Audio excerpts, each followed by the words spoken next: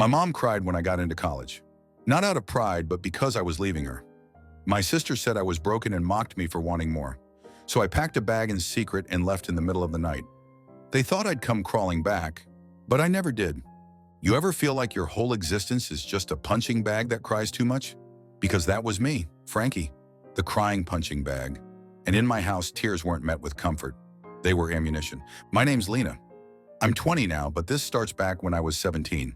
It was supposed to be the beginning of my life, my escape. I had just gotten accepted into a university 3 states away. I still remember the moment I opened the email. Full ride scholarship, honors program, even housing. I stared at the screen like it was a hallucination.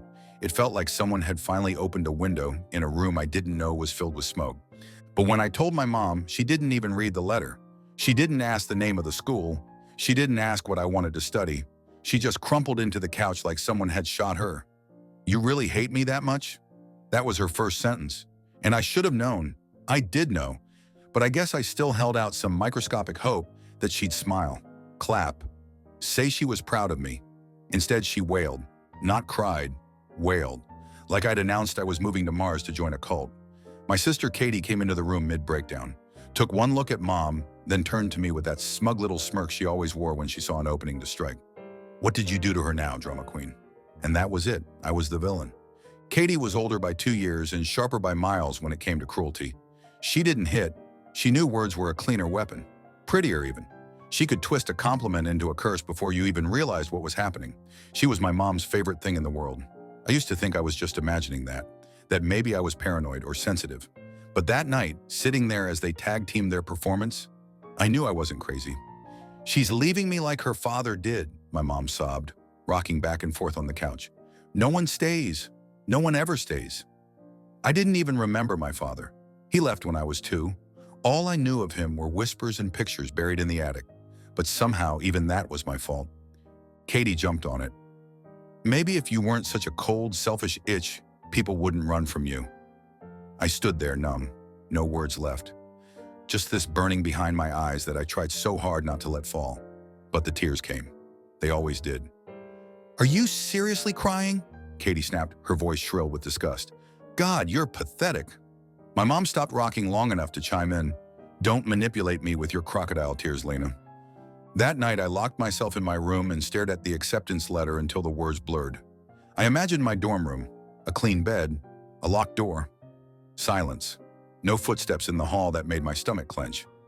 No Katie barging in to call me a waste of skin. No mom passive-aggressively slamming cupboards for hours after an argument. But even then, the guilt gnawed at me. Maybe they were right. Maybe I was the problem, and they knew exactly how to twist the knife. The next morning, my mom didn't speak to me. She left Post-its around the house instead. On the fridge, "Guess I'll eat alone now." On my bedroom door, "Enjoy abandoning your family." And on the bathroom mirror, "Don't forget who sacrificed everything for you." Katie, of course, went digital. She sent me a stream of DMs that started passive and ended pure poison. "Hope your new friends like head cases. College won't fix what's broken in you. You're not special, Lena. You're just broken with better grades." And finally, "You think you're running to something. You're not. You're just running away. Like Dad." The worst part of me believed her. Every memory I had was tinged with shame. I remember being 10 and getting a stomachache so bad I vomited in class. The nurse called home. Mom answered. She told them to let me tough it out. I walked home later that day with dried puke on my shirt and a fever. She told me not to be dramatic. I remembered Katie smashing my phone when she caught me texting a friend she didn't like. Mom made me apologize. I remembered being 14 and showing Mom a poem I'd written that won second place in a regional contest. She glanced at it, then said, "Why are you always writing sad stuff? No wonder you have no friends." I remembered crying into a pillow more nights than I could count, praying, actually praying, for something to change. And still I felt guilty for wanting to leave. One night, about a week after my acceptance letter arrived, it all boiled over. Katie had taken my laundry out of the machine and thrown it onto the garage floor because she needed it now. When I called her out, she laughed in my face. "Go cry to Mommy. Oh wait, she's already crying because of you." I shoved past her, picked up my clothes, and went upstairs. 5 minutes later, Mom followed. She didn't ask what happened. She didn't ask why I was shaking. She just stood in the doorway and said, If you leave this house, don't expect to come back. Then she turned and walked away. That was the breaking point. I sat on the floor, the damp fabric of my jeans clinging to my arms, and I realized I couldn't breathe in that house anymore. I wasn't a daughter. I wasn't even a person. I was a projection screen for all their misery. I wanted out. I needed out. I started documenting things, saving screenshots of texts, recording voice memos on my phone. Every jab, every threat, every time Katie mocked my tears or Mom said something soul-crushing, I recorded it. I wasn't sure what for, maybe to remind myself later that it was real, that I didn't imagine it, that I didn't deserve it. I Googled shelters, programs, emergency housing for students fleeing abusive homes. I didn't even know what counted as abuse. I just knew I couldn't survive another year in that house. But then one night, Katie went too far. She found my journal. She read it, out loud, at dinner, mocking every line, laughing as she read about how I wanted to die, about how scared I was, about how I felt invisible. My mom didn't stop her, didn't say a word, just ate her soup. When Katie read the line, "Sometimes I think I was born just to absorb other people's pain," my mom let out a little snort. That night, I packed a bag, just a few clothes, my laptop, charger, the journal, what was left of it, and the scholarship letter. I didn't leave that night. I didn't have a plan yet, but in my mind, the door had already shut behind me, and for the first time in my life, I didn't feel guilty about it. I didn't sleep that night. I lay on the floor beside my bed, fully dressed, my backpack half-zipped and hidden under a blanket in my closet. I stared at the ceiling, counting the seconds between creaks in the hallway, between the coughs from my mother's bedroom, between the tides of doubt crashing against my ribs. I had no concrete plan yet, just a few Google searches and a sick feeling of urgency in my gut. I knew I couldn't tell anyone I trusted, because the people I trusted either didn't believe me or used what I said against me. I'd learned that the hard way, especially after Katie read my journal aloud. That night took something from me I wasn't sure I'd ever get back. So I went silent. I smiled at breakfast, washed the dishes without complaint, nodded when Katie insulted my outfit, laughed when Mom cracked jokes about how I'd come crawling back home by Christmas. Meanwhile, I was collecting proof, screenshots of messages, recordings of arguments. One night, I tucked my phone into the couch cushions and hit record while Katie told my mom that I should just OD already if I want attention so bad. I kept the files backed up on an old USB drive and emailed copies to myself under a secret email account. I didn't know exactly why. Maybe I thought I'd need them one day. Maybe I just needed to see it, so I wouldn't gaslight myself into believing it wasn't that bad. But it was that bad. And when my acceptance packet came in the mail, the official one, with a welcome letter and dorm assignments, I made a decision. I was leaving the night before move-in day. I told them I was staying, that I'd declined the offer, that I'd come to my senses. Mom cried tears of joy. Katie looked disappointed she couldn't mock me for flunking out. I felt like a con artist, but inside the countdown had started. Every day felt like holding my breath under boiling water. I went to the dollar store and bought travel-sized toiletries. I stuffed a pack of underwear and 2 shirts into my backpack. Nothing that would be missed. I made sure to leave my school books on the desk, my slippers by the bed. I wanted the room to look lived in, just in case. The morning of my escape, I called a friend from school, Camilla. She lived about 40 minutes away and had a big family. Her parents were church people, kind, warm, always asking if I wanted to stay for dinner when I visited. "I know it's last minute," I said, my voice shaking, "but is there any way I could crash at your place tonight? Just tonight. I leave for campus first thing in the morning." She hesitated. Not for long, just enough to feel like a punch to the stomach. "Lena, I really want to help," she said, "but my mom said after that time Katie came over and called us weirdos. She doesn't want drama. I'm sorry." I thanked her, hung up, didn't cry. I just stared at the blank wall of my room and realized I was on my own. That night, I waited until I heard snoring. I held my backpack in front of me like a riot shield and crept through the hallway. Every floorboard was a landmine. I made it to the door, almost out, and then the light flipped on behind me. "Where the hell do you think you're going?" My mom, wild hair, wild eyes, and before I could answer, she grabbed the nearest thing, a ceramic vase, and threw it. It missed, barely, shattered against the doorframe. "You ungrateful little snake," she hissed. "After everything I've done for you, you think you're gonna just leave?" My fingers fumbled with the lock. The knob twisted. The door opened. "You walk out that door, you better pray you never need a thing from me again." I stepped outside and ran. No goodbye, no looking back. I didn't stop until my lungs gave out halfway down the street. My hands were trembling so bad I dropped my phone twice before pulling up the address I'd found online for a local shelter. The woman on the phone had a calm voice, asked me 3 questions. Are you safe right now? Do you need medical attention? Can you get to this address? I said yes, no, yes. I took a bus, paid with coins I'd scraped together from my sock drawer. Got off 2 stops too early because I panicked when a man stared too long at my bag. When I finally got to the shelter, a narrow brick building with a sign that just said, "Welcome House" in faded white letters, I didn't know what to expect. A woman with tired eyes and a soft voice opened the door. She didn't ask for an explanation, just took my name and led me inside. I sat in a small office while she took notes and gave me tea. I kept apologizing. She kept saying I didn't have to. They gave me a cot in a shared room with 2 other girls. One of them, maybe my age, nodded and offered me a granola bar. I hadn't eaten since the day before. I didn't sleep much that first night.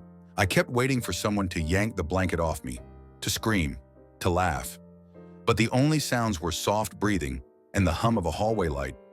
The next morning, I took my first hot shower in weeks. I cried for a long time afterward, sitting on the little bench in the bathroom wrapped in a towel. Not because I was scared or sad, but because I was free.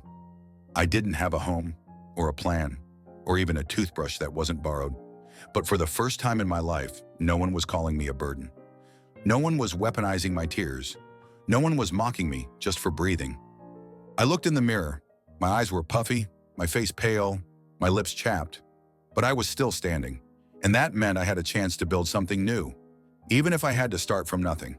The days at the shelter passed slowly, but for the first time in my life, I didn't dread waking up. There was structure. A schedule written in marker on a whiteboard near the kitchen, breakfast at 8, morning check-in at 9, group therapy at 11, lunch, free time, dinner, curfew. It sounds rigid, but for someone who'd grown up in chaos, it was a kind of peace. The other women were older mostly, but not all. Some had kids, some had black eyes, some didn't say a word the first few days. But there was a quiet understanding that passed between us like a secret language. You're safe here. You don't have to explain yet. In group therapy, I started off silent. I listened. One woman spoke about her husband throwing her phone into a fire. Another said her mom used to starve her for days as punishment. One by one, stories peeled open like bruises being shown in the light. The first time I spoke, my voice trembled so badly I could barely say the words. My mom and sister, they didn't hit me, but they hurt me. That was all I managed, and no one laughed. No one rolled their eyes or asked why I didn't just get over it. One woman nodded so gently I thought I might break down all over again. A counselor passed me a box of tissues and said, "Pain doesn't need fists to leave scars." That night after dinner, a woman named Lori knocked on my open door. She was maybe 40, with kind eyes and a permanent bun in her graying hair. "You like to read?" I nodded. She handed me a dog-eared copy of The Bell Jar. This helped me understand I wasn't crazy, just trapped. "Thought you might like it." I read until the lights dimmed. The next day, I returned it with a note inside. "Thank you for seeing me." 2 days later, a local church came by with a donation. Handmade quilts, each folded into perfect squares, like care package softness. They told us to pick one. Mine had deep maroon swirls and gold trim, stitched with such care I felt like I was stealing from someone's grandmother. That night, as I curled under it, something in my chest shifted. I realized I'd never had anything that existed solely to comfort me. That quilt became my armor. The shelter had a job board near the front desk. Most of it was cleaning, stocking, or retail. I circled a listing for a part-time bookstore cashier and with my hands shaking, called the number listed. "Have you worked retail before?" I lied. "Yes, ma'am. 2 summers at a thrift store back in my hometown." I was terrified someone would find out, but no one asked for references. They just said, "Can you start Monday?" It paid barely above minimum wage, but to me it felt like I'd been hired as a CEO. I bought a small notebook on my first shift and started tracking every dollar I spent. Toothpaste, bus fare, ramen noodles. Every penny mattered. Back at the shelter, I helped with chores, stayed quiet, folded towels like they were made of glass. I didn't cause problems. I didn't draw attention. But inside, I was building. After 2 months, I found a cheap studio apartment 15 blocks from the bookstore. It was basically a glorified closet with peeling paint and a leaky pipe under the sink. But it was mine. The shelter staff helped me with the deposit. A church group donated a mattress and 2 chairs. I picked up a lamp at Goodwill and stuck a photo of a mountain range on the wall, just so the space didn't feel so empty. The first night alone, I slept with the quilt wrapped around me like a second skin. I stared at the ceiling and whispered, "You did it, Lena." Not out loud, just in my head. But it was real. I got a second job, freelancing online, writing little SEO blurbs for sketchy marketing firms. Nothing glamorous, but the money trickled in. Slowly, my fridge started to fill with food that didn't come from donation boxes. I bought a used laptop from a pawn shop. Then one day in late September, I reopened my college acceptance email. It had been almost 4 months. I was sure they'd rescinded the offer. But when I logged in, my student portal was still active. I sat at my tiny desk in my tiny apartment and filled out a new application. This time, I attached a personal essay. I told them everything, not the bruises you can see, the other kind, the invisible kind, the kind you carry into every room like a weight no one else can feel. I wrote about the shelter, the women, the quilt, the bookstore. I ended it with one line. I am not running anymore. I am walking forward. A week later, I got an email. "Welcome to the fall cohort." I screamed. Then I cried. Then I opened my tiny window and just breathed, like really breathed, deep into my lungs like I had air for the first time in years. Classes started online. I couldn't afford a dorm, but I didn't care. I created a study corner next to the window and stuck my schedule on the wall. Philosophy, literature, introduction to sociology. I aced every course. I stayed up late writing papers, eating canned soup, drinking instant coffee. I wasn't surviving anymore. I was living. At the end of that first semester, I walked to campus for a study group. It was cold. I wrapped my quilt around my shoulders like a shawl. A girl complimented it. I smiled and said, "Someone gave it to me when I needed it most." I didn't tell her the rest. But for the first time, I didn't feel invisible. I felt like someone who mattered. 3 years later, I sit at my kitchen table, sunlight streaming through the windows, and I can hardly believe the life I live now is mine. I graduated last spring, honors, magna cum laude. The girl who once hid in a shelter clutching a donated quilt now walks across stages, shakes hands with deans, and gets emails that start with, "Congratulations." I live in a quiet one-bedroom apartment on the edge of town, just far enough from campus to hear birds instead of traffic. I have a desk by the window, bookshelves full of stories I used to dream about reading, and plants I've managed to keep alive. They remind me to water myself too. And there's James. He walked into my life on a rainy day in a campus cafe, one of those 2 small places with chipped mugs and a piano no one plays. I was reading a book I'd already read 3 times, sipping tea, trying not to spiral after a hard therapy session. He asked if he could share my table. I almost said no, but I didn't. He was gentle in a way that didn't ask anything of me. He didn't push. He didn't fill silence with questions. He just sat, sipped his coffee, and shared a soft smile when our eyes met. It started slow. Conversations about literature, then long walks after class. He never flinched at my past, never tried to fix it, just listened, held space, said things like, "You don't have to be brave around me." He proposed last fall. We were hiking, our Sunday ritual, when he stopped by a clearing filled with wildflowers. He got down on one knee and said, "I want to build a life with you, Lena. One where you're never afraid to come home." I said yes before he finished the sentence. His family welcomed me with open arms. His mother gives the warmest hugs, the kind that melts something frozen in you. His dad once told me, "You don't have to earn your place here, just be you." Sometimes that kindness is overwhelming. Sometimes I still flinch when someone raises their voice, even if it's just from excitement. But it doesn't last like it used to. I know the difference now. Between fear and love, between guilt and grace, I still go to therapy. I still journal. I still sleep with the quilt from the shelter on hard nights. But I also buy myself fresh flowers every Friday. I cook meals that nourish me. I rest without apology. I say no without guilt. I love myself in ways my mother never could. When I get sick, I don't wait for someone else to care. I run a bath, I make soup, I wrap myself in blankets and let my body be tender. I tell myself, "You're okay, you're safe," and I am. I used to think healing would feel like fireworks, some dramatic crescendo that erased the past. It doesn't. Healing feels like folding laundry while the kettle boils, like hearing your name spoken with kindness, like choosing peace over people who require your pain to feel whole. I still don't talk to my mother or sister. They tried reaching out last year, a text from Katie, a birthday card from Mom, but I didn't respond. Some stories don't get sequels. Some doors stay closed for good reason. And that's okay. Because the life I have now, this quiet, beautiful, fiercely earned life, was built from ashes. I was not rescued. I was not handed grace. I crawled out on bruised knees and bleeding palms, and still I stood up. I saved myself. And that's the story I choose to tell. If you made it this far, thanks for riding with me. If you love real, messy, emotional stories like this, go ahead and hit subscribe. There's always another confession waiting in the back seat.